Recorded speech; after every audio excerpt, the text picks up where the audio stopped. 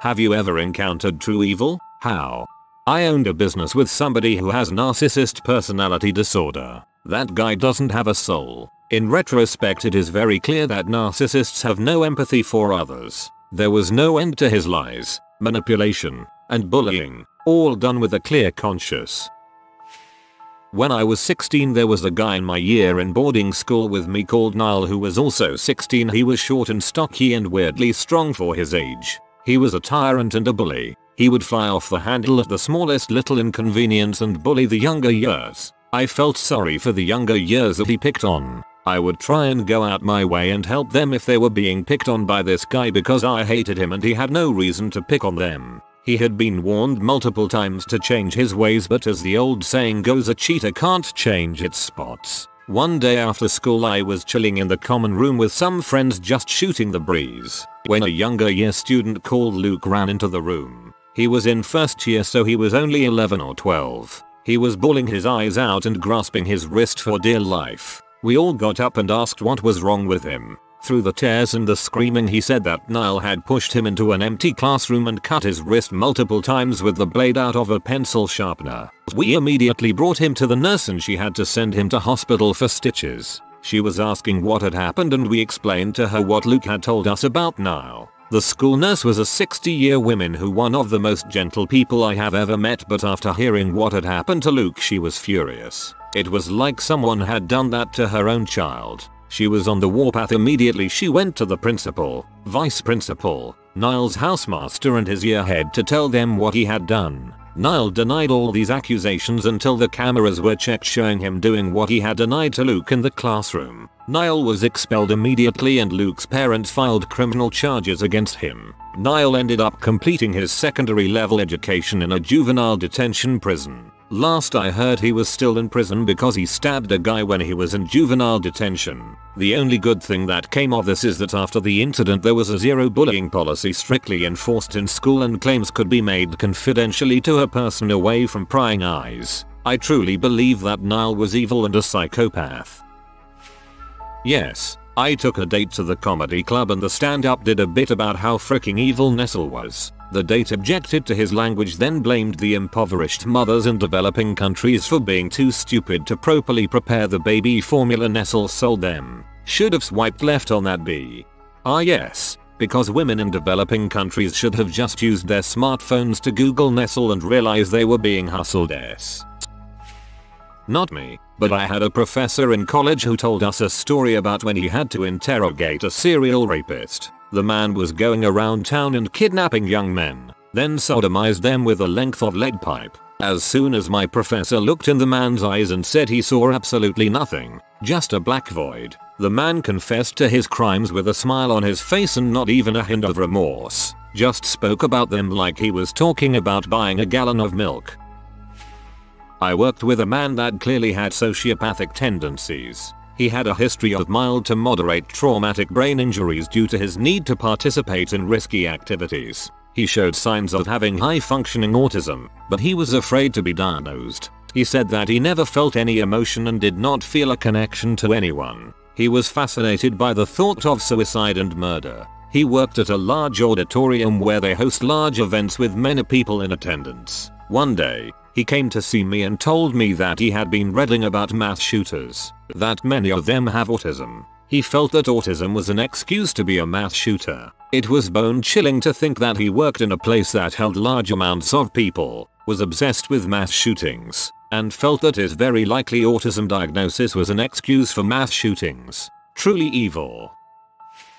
My old boss was a pure sociopath of the kind you think only exists in TV. He goes into a new town every few years and tries to ruin as many lives as possible. He's responsible for multiple suicides and worse. There have been several articles written about him because he is so charming and good at conning people. I asked him once what he thinks of people and his answer was honestly, I hate them all. They're all freaking stupid and they deserve to be taken for everything they have. He tried to get me to murder my girlfriend.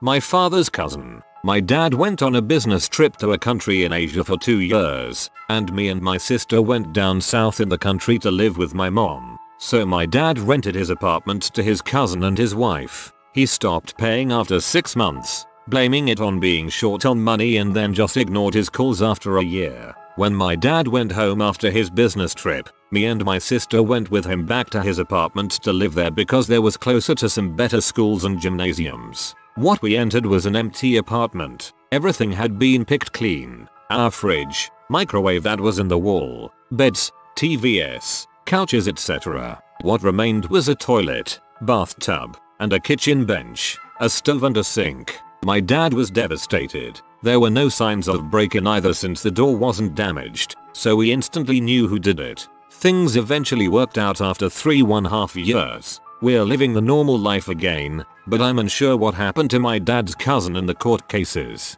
As far as I know, he's somewhere in Finland with his wife and kids. I've met a few sociopaths in my life. The scary thing about them is how normal and likable they can be. I met this one guy who was super chill and I thought to be a cool person. We would always hang out, and at the time, I thought we were good friends. I started to trust him a lot more, but then started to notice some weird behaviors and caught him lying a bunch. He was also very inconsistent with his stories. He would tell a story to me, then tell it to other people. However, the story would always change and even had different people. Then I started to realize he was pretty much lying to everyone and was manipulating everyone in my friend circle. He was very smooth and had a lot of charisma, and girls would always flock to him. I eventually found out that he pretty much used and manipulated all those girls, then realized he never liked me as a friend either. He pretty much just kept me around for his own benefit, either to have someone to talk to or to use me as an opportunity to meet other girls. It's just crazy how people like that can switch it on and off so easily. They can pretend to be your friend all while absolutely hating you. They're also very clever and witty when it comes to making up stories, or finding ways of making you feel like they can be trusted. I work for a criminal court, and I've done so for 6 years now. In that time, there's only one defendant who I think was truly evil. He had committed a home invasion on a 90-year-old woman. He tied her to a chair and then stabbed her. He supposedly said what drove him to stab her was when she told him that she forgives him and that God still loves him. He stood not 2 feet away from me while he pled guilty. Zero remorse shown. If anything, he exhibited feeling of pride.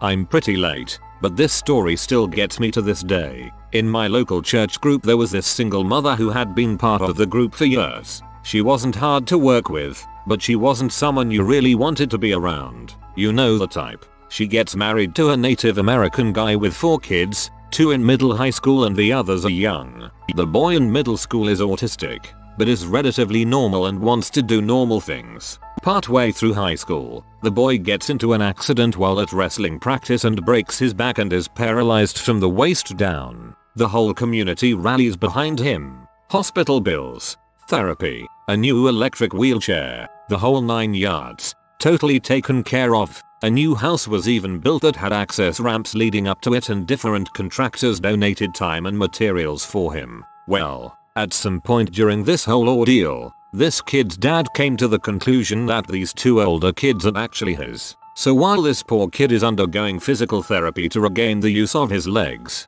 the family starts charging him rent in the house that was built for him. This kid is great, by the way. Decided, okay, I'll pay rent. I'll get a job at McDonald's. Instead of his parents giving him a ride to and from work, they made him ride his electric scooter to and from work, about 10 miles one way. At one point the parents took the scooter away and tried selling it, but members of our church caught wind of it and went to the house and stole it back. He's currently living about an hour away from those evil people and doing much better, but I've never seen anyone be so heartless to another human being before in my life. Oh, and they are consistently in need of financial assistance from our church, which in and of itself isn't a bad thing, but they have a house that was practically free, and they still struggle to pay bills. For context, this happened in Utah, and it is indeed the Mormon church.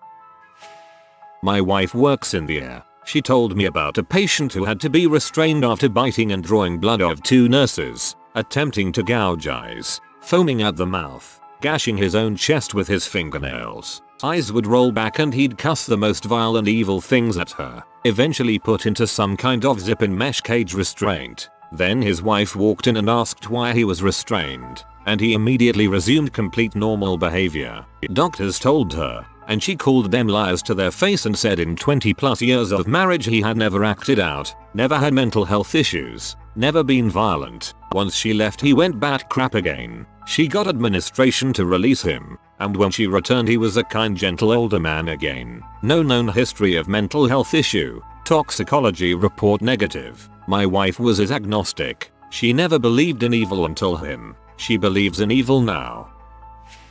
I knew a woman who ran a crappy little town in the boonies like she was the Roadhouse movie bad guy. She'd even toss young girls to older creepers, and if they complained she'd tell them to get used to it because that's life as a woman. The spin was that she was super religious and thought that she was an angel of God here to midwife in the second coming, though the details of that were a little unclear. Not that I was exactly in her inner circle. It was scary how much of that town she controlled: the newspaper, the police, the doctors, everybody. Henry Hopper, Dennis Hopper's son, and his group of friends. Everyone in Venice Beach CA art scene knows at least 100 people, and everyone helps and enables. It's sick. It's disgusting. I've gone to the police with recordings of audio, them recalling stories of their conquests while laughing about how they hurt little girls. I'm told there's nothing they can do about it, while he and his friends brag about how they're untouchable and the police work for them. If you are a girl or a young woman in LA, do not accept a drink or drugs in Venice Beach. Do not pass out at a house party in Venice. There is a cult today. People think it's somewhat fringe religion, but it's really just a large cult. Yes, it actually kills people. It makes a sacrifice out of its members by brainwashing them into refusing a basic, life-saving medical treatment, so that even young children die on the altar of their otherness. Going beyond that, it destroys families and lives with its evil policies, and was just sued in a very high-profile lawsuit headed by the Zolkin law firm because of their institutional protection of child sex abusers. I have no animosity to those trapped in the cult. They are all victims. I was raised in it and used to believe before I woke up, so I understand being trapped that way. But the cult itself? It's pure evil. Let me introduce you to Jehovah's Witnesses. I hope the Watchtower Bible and Tract Society burns.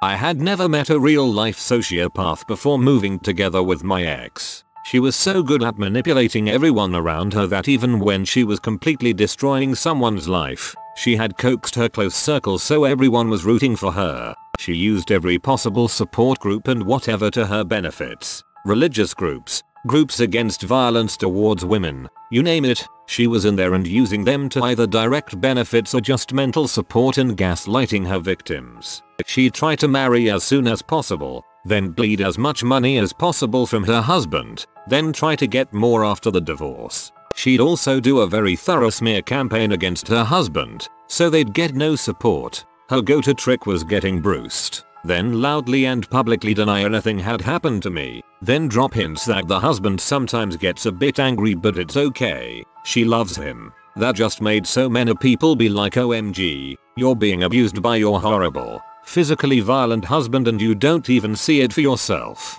Meanwhile the guy had no way defending himself. I'm so glad her trying to force a marriage didn't work and I managed to bail out early. She's now in her mid-30s and been married 6 times so far.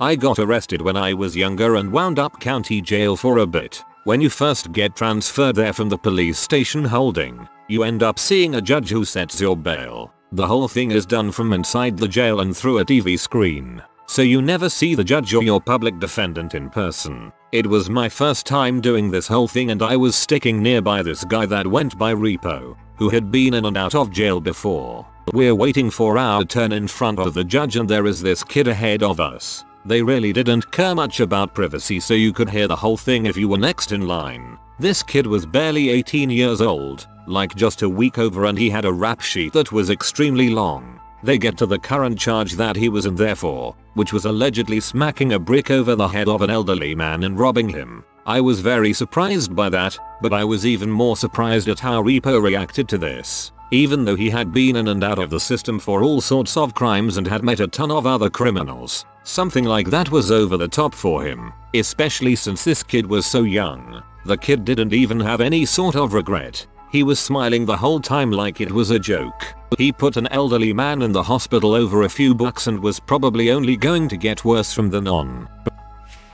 When I was a kid, my sister dated a guy who would do things that I later realized were pretty sociopathic. One time while playing mini golf, he threw a fist-sized rock over the fence to a gas station. About 20 minutes later, a guy came through who'd clearly been struck by the rock, holding a rag to his head and covered in blood, looking for whodunit. He looked the guy dead in the face and said, "I have no idea, we've been playing mini golf." He laughed hysterically after the guy walked away like he'd done something clever. He also made me throw baseballs to him one time until he struck one to hit me right in the face. In hindsight, most of them whizzed by me and he kept insisting I throw more pitches. It was obvious, also later, but he was trying to hit me. When I woke up from being hit by the ball, he was laughing hysterically. I saw him years later after they broke up. Funny thing was, she wanted to marry that guy. Edit. I forgot about a couple of other things. We had a small teacup poodle and he slammed it in the back door. He said it was an accident, but it shatters its leg. When I came outside, he was holding it and it was screaming like dogs do in pain. And he was hysterically laughing at that as well. He also killed my parakeet with a vacuum cleaner, supposedly while accidentally vacuuming my cage and catching the parakeet. When I was a boy, I had a wicked stepmother who reveled in beating me. She would beat me when my father was not present, threatened to kill my brother if I said anything. She would use whatever objects were convenient to beat me with. Wooden spoon, hairbrush, dowel rod, rolling pin, her hands, fists, belt, whatever. One time she used a serpentine belt. She'd hit me where it wouldn't be visible when my father wasn't around. At one point, she had me drop my pants and underwear and then beat me until I nearly passed out. I jerked, tensed out of pain, and kicked off of her lap and kicked her in the face. She proceeded to pick me up by my leg and beat my balls with a wooden spoon. I'm not sure if she counted as evil, but she certainly counted as sadistic and vindictive. You know, that's plain and simple pure evil. Like really bad evil. Yep, my godfather's ex-wife. I refuse to call her my godmother. She cheated on him and he caught them in their home. Fine. People make mistakes. I wouldn't say that's true evil, but the way she handled it was, she first poisoned the two younger kids, teenagers at the time, against their father, and they have since then stopped talking to him. She then started bad-mouthing him all over town, saying he was controlling and abusive and making up a bunch of other lies. For example, a few days after they separated, he went to visit their older son who was living alone to clear his head a bit. But she started saying he had hidden money from her and went on an expensive cruise to spend it so she wouldn't get anything in the divorce. Which was moronic, cause he's actually in a lot of debt. Granted, I don't know if he was in so much in debt at the time of the separation, but he was the only breadwinner of the house and he still had to pay alimony and childcare, so things were tough for him and the debt must have gotten out of hand. Anyway, she's a grade AC. You don't do that to a person you've been married to for like 25 years. Especially when you're the one who cheated. Yay, my stepdad literally killed someone, didn't care in the slightest. It was an accident, but still. My mom, after years of taking his abuse, finally left him and he sent my sister, his daughter, a message saying it's all her fault. Car got stuck in a river that was raging after a storm. We walked to the nearest house, probably about a mile away. We asked to use the phone to call a tow truck. We waited in the living room with a young man and his wife and two kids. The wife gave us lemonade and we chatted with them. Tow truck came and we left. About a month later, the husband shot and killed the wife and kids. No reason was ever given. He seemed like a nice guy. Nothing odd about him. Couldn't believe it when I saw him on the news. If you are new to the channel, you can subscribe. I publish new videos every day. Until then, check another video.